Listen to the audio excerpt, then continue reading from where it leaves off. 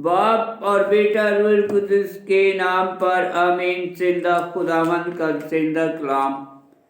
इब्रानियों के नाम खातुस का 9 बाब फजीलत कुर्बान मसीह। गरज पहले अहद में भी कवानीन आबादत थे और एक ज़मीनी मुकद्दस था, क्योंकि एक पहला मस्कन बनाया गया था जिसमें शमादार और मेज और नज़र की रोटियां थी, और उसे कदूस कहते हैं। और दूसरे पर पर्दे के पीछे वो मस्कन था जो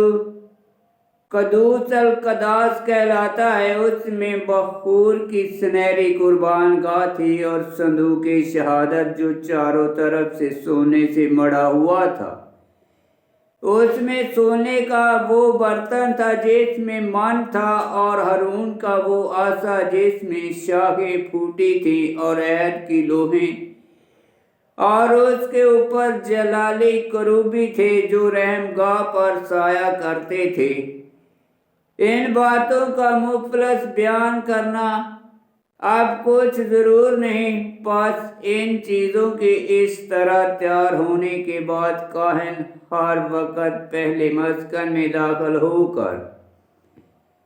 इबादत के काम अंजाम देते हैं, लेकिन दूसरे में सिर्फ काहन आज़म ही साल भर में एक मरतबा दाखिल होता है, मगर उस खून के बगैर नहीं जो वो अपने और उम्मत की जहालतों के वास्ते गुजारता है। इससे रूह अल कुद्दस का ये इशारा है कि मुकद्दस की राह खुली नहीं है जब तक कि वो पहला मस्कन खड़ा है, जो मौजूदा ज़माने के लिए एक तमसील है। इसके मुताबिक ऐसी नजरें और कुर्बानियाँ गुजारनी जाती हैं जो इबादत करने वाले को दिल की निस्बत कामल नहीं कर सकती। इसलिए वो सिर्फ खाने पीने और तरह तरह के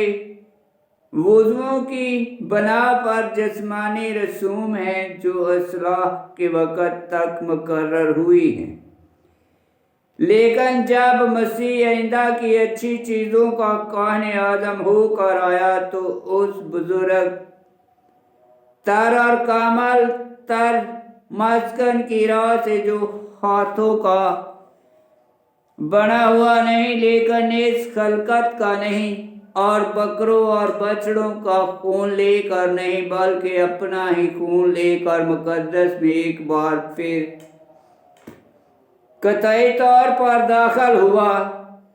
और अब्दी मुफलसी हासिल की। क्योंकि जब बकरों और बैलों के खून और बछिया की राख के नपाकों पर छिड़के जाने से जिस्मानी ततीर के लिए पकीज़गी हासिल होती है, तो कितना ज़्यादा मसीह का खून, जिसने अज़ली रूह के वसीले से अपने आप को खुदा के आगे बेऐब कुर्बान कर दिया,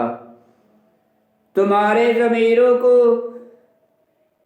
मुर्दा कामों से क्यों पाक ना करेगा, ताकि जिंदा खुदा की इबादत करें। और इसी सबब से वो नए अहद का दरमियानी है, ताकि उस मौत के ज़रिया से जो पहले अहद के वक़्त की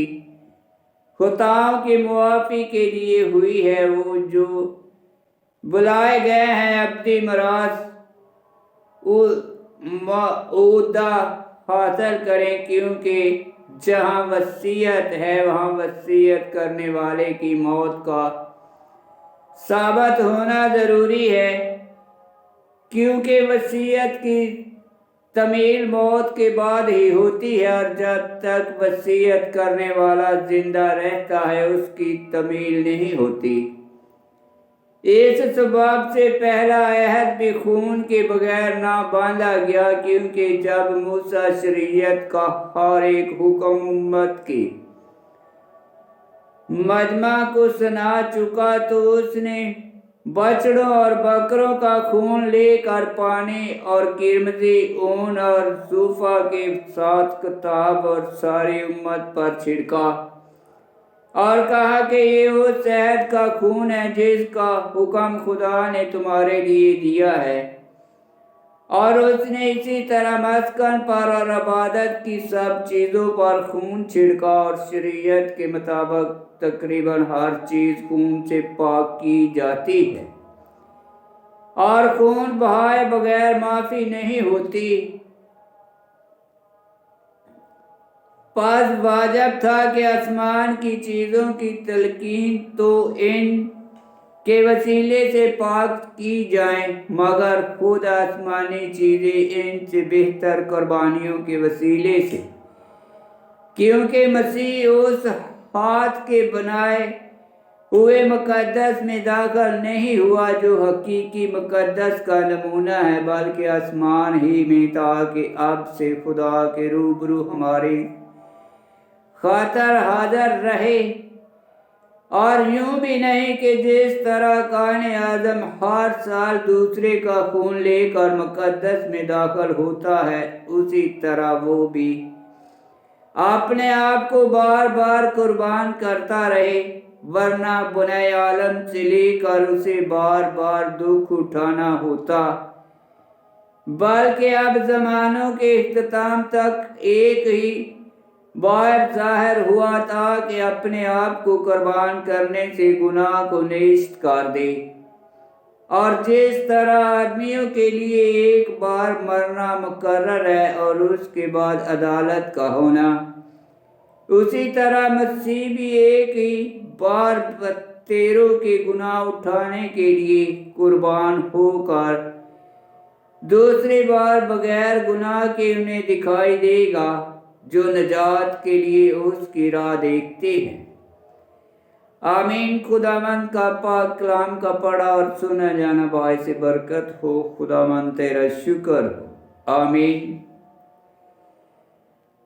عبرانیوں کے نام خط اس کا 9 باب کی 2 آیت میں لکھا ہے، کیونکہ ایک پہلا مسکن بنایا گیا تھا جس میں شمع دان اور میز نظر کی روٹیاں تھی، اور اسے قدوس کہتے ہیں۔ 9 باب کی 2 آیت خروج کی کتاب اس کا 26 باب کی پہلی آیت اور 36 باب کی 8 آیت میں لکھا ہے، اور 9 باب کی 4 آیت میں لکھا ہے، اس میں بخور کی سنہری قربان گاہ تھی، اور صندوق شہادت جو چاروں طرف سے سونے سے مڑا ہوا تھا، اس میں سونے کا وہ برتن تھا جس میں من تھا، اور ہارون کا وہ عصا جس میں شاخیں پھوٹی تھی، اور عہد کی لوہیں۔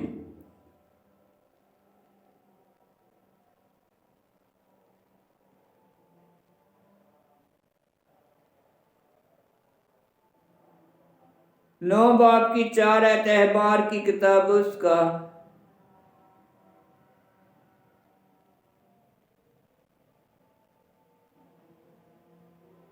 16 باب عدد کی کتاب اس کا 17 باب پہلا ملوک اس کا 8 باب کی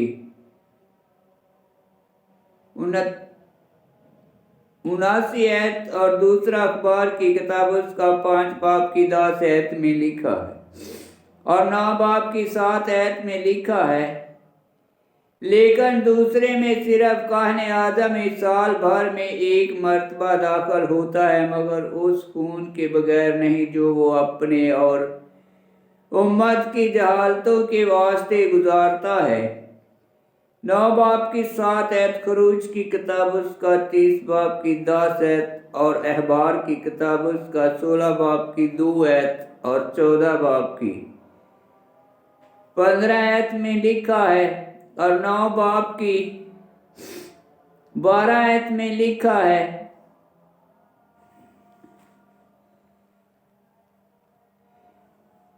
اور بکروں اور بچڑوں کا خون لے کر نہیں بلکہ اپنا ہی خون لے کر مقدس میں ایک بار قطعی طور پر داخل ہوا اور ابدی مفلسی حاصل کی،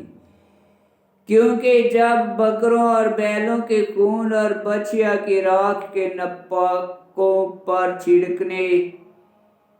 چھڑکے جانے سے جسمانی تطہیر کے لیے پاکیزگی حاصل ہوتی ہے۔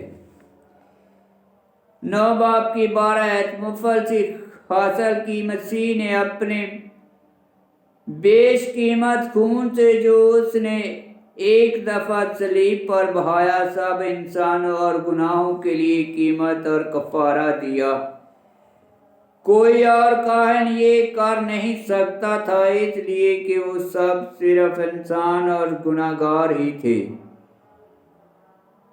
اور 9 باب کی 13 آیت میں لکھا ہے،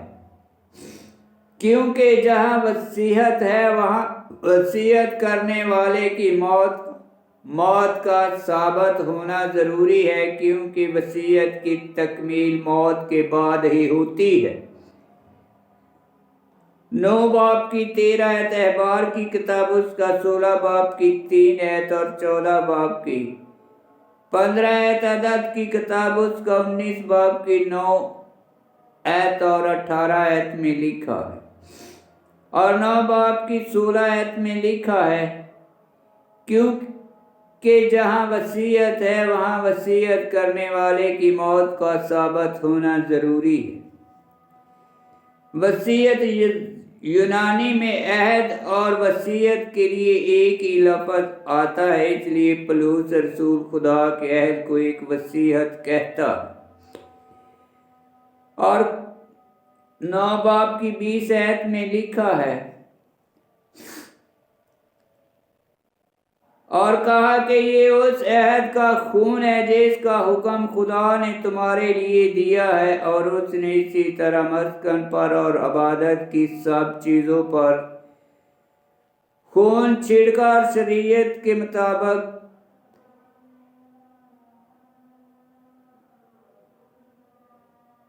قربہ ہر چیز خون سے پاک کی جاتی ہے۔